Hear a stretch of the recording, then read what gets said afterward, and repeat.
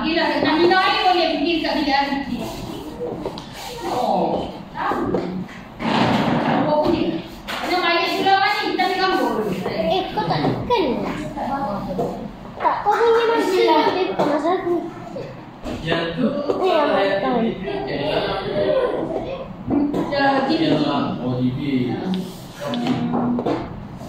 masa nak kata nak buat klinik campur ni, minta dia jadi. oh, Apa ni mana boleh? cepat tu dia sekolah dia. Ini, budik lah. Oh, Tak minta budik. cumanya mereka kalau nak tambah lagi ini yang ada nombor Yang macam kaki boleh ambil? yang tu Kecil sangat. Kecil sangat. Kecil sangat. dekat Bansehan ada.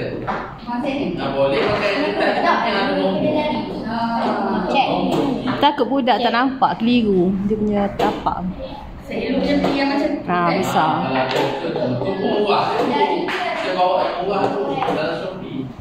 Yang mahal dia lagi tebal. Apa dia lagi lawa. Boleh lagi. Boleh lah kan untuk belajar dia. Apa suruh kita beli macam ni je. Tambah RM10 dalam Shopee. tambah set dalam untuk sekolah beli yang macam ni. Tapi ni MSD pun pakai Dalam ni. Shopee ada. Sebab hasil cikgu hasil selalu pinjam kita orang punya ni. Ini kelak kita orang punya. Nanti saya share dekat Cik Nah. Ada persen tak? Alah, nanti robot lah Cik Nah. Ada persen tak? Tiba-tiba kami surat minta sponsor dah tadi dah. Oh gini. Tu risau tu.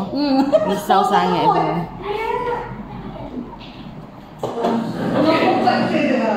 Mak yang orang okey. Kalau dia okey lah.